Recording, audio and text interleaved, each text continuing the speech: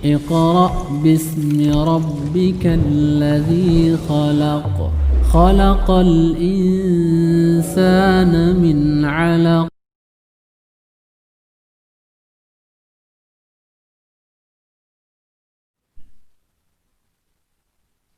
Assalamualaikum warahmatullahi wabarakatuh.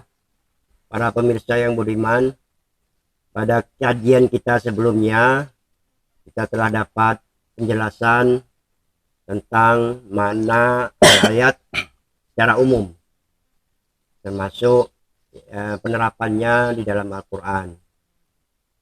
Pada kajian kita kali ini kita akan mendengarkan penjelasan tentang makna ayat ini secara khusus yang tergambar di dalam Al-Quran. Untuk itu kepada Bapak Iswan, silakan. Terima kasih Pak Jul. Assalamualaikum warahmatullahi wabarakatuh. Jadi sekarang kita sudah memasuki tema ke-26 Pak Jul ya. Nah kemarin kita katakan tema 25 itu kita sudah tahu makna-makna secara umum yang terutama yang disampaikan Allah melalui surah Az-Zariyat ayat 20-21 itu, wa fil ardi ayatun lil muqinin wa fi anfusikum afala tubsirun, bahwa seluruh alam semesta itu adalah tanda-tanda. Nah, kalau begitu apa saja yang dimaksudkan Al-Qur'an ini dengan tanda-tanda, kriterianya misalnya. Nah, ini kalau kita lihat misalnya di surah Al-Baqarah ayat 164. Ini surah yang panjang, mungkin kita terjemahkan saja artinya. Di situ Allah mengatakan, sesungguhnya dalam penciptaan langit dan bumi, silih bergantinya malam dan siang.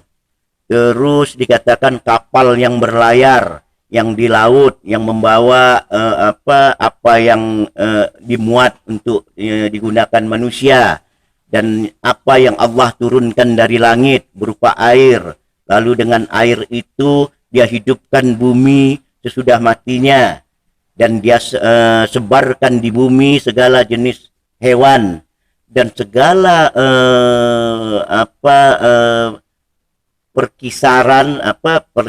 pengisaran angin dan awan yang dikendalikan antara langit dan bumi.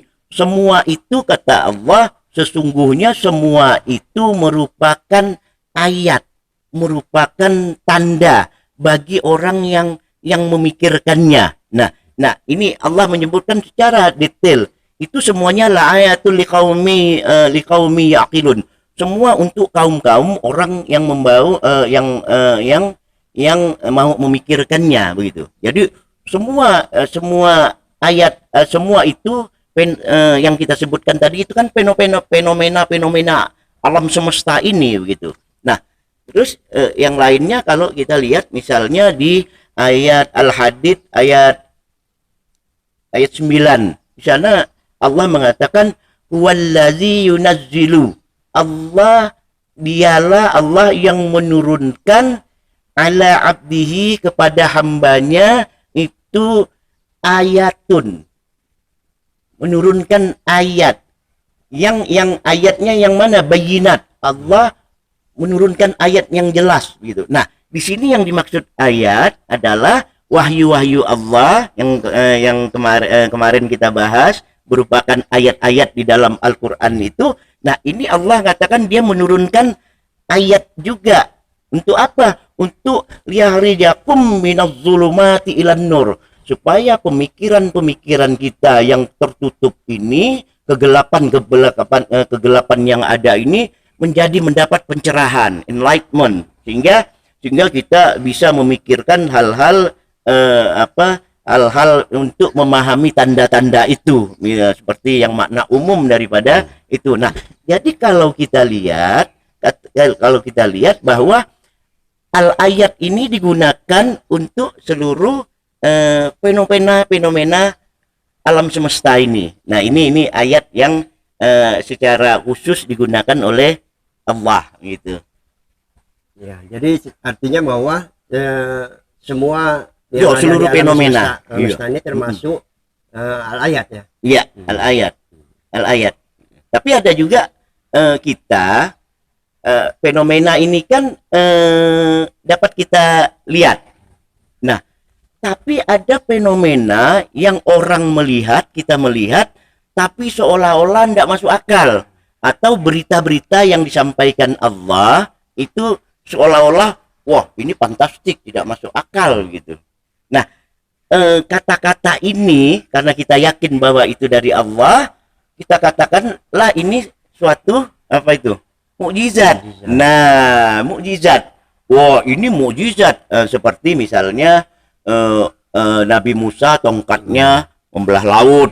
Allah memberikan mukjizat kepada Nabi. Terus misalnya, nah yang paling sering tiap tahun kita sebut itu tentang Isra Mi'raj. Nah, tentang Isra Mi'raj ini kita katakan juga mukjizat daripada Allah. Nah, sekarang kalau kita lihat misalnya di surah Al-Isra ayat 1 ya, di surah Al-Isra ayat 1 di sana Allah mengatakan subhanallazi asra bi 'abdihi lailan minal masjidil haram ilal masjidil aqsa.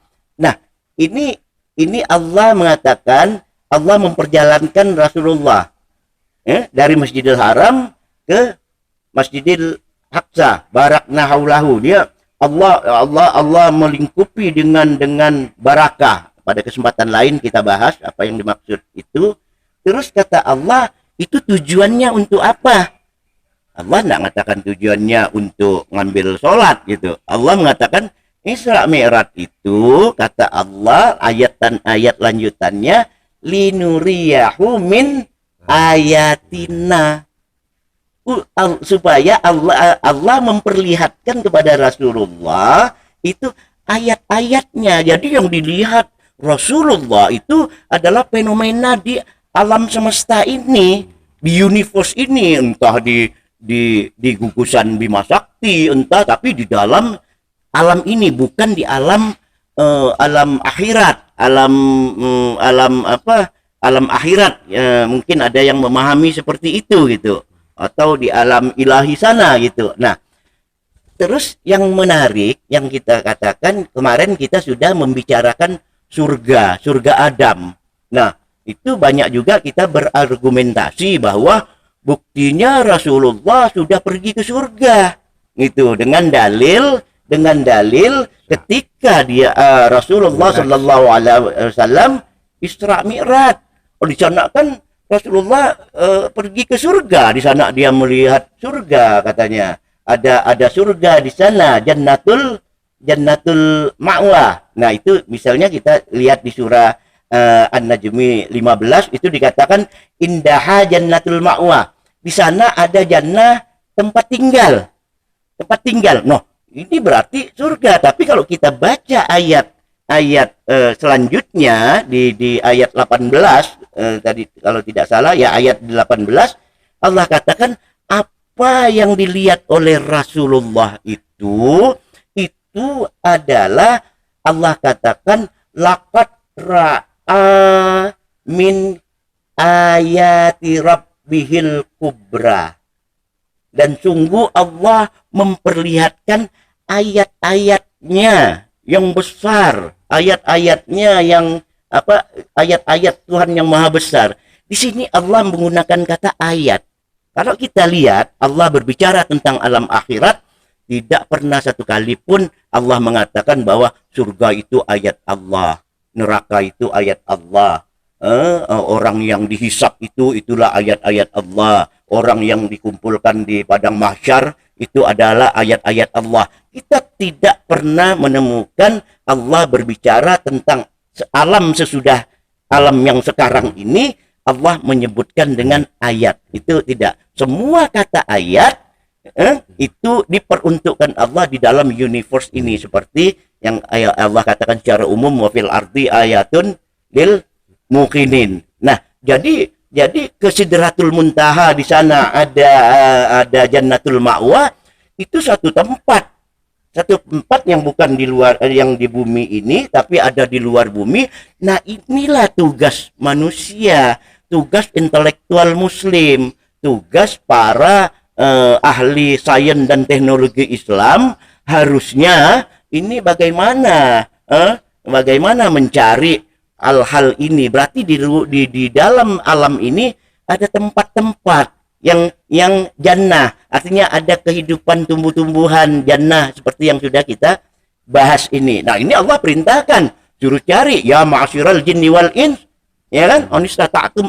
Allah suruh kita mengarungi seperti di surah Ar-Rahman itu, mengarungi ruang angkasa. Tapi kamu tidak akan bisa mengarungi ruang angkasa kalau ilah bisultan, dengan sains, kemampuan dan teknologi. Nah, inilah yang seharusnya yang perlu kita tanamkan pada generasi muda kita, pada anak cucu kita, jangan dia terlena hanya pada ritual-ritual ketaatan pribadi sehingga melupakan dunia sains dan teknologi, sehingga kita mengalami keterbelakangan di dalam peradaban kita ke depan. Jadi kesimpulannya bahwa al-ayat adalah semua tanda-tanda, semua benda, semua eksistensi, baik itu alam semesta maupun di dalam diri kita, baik di bumi maupun di seluruh alam universe ini.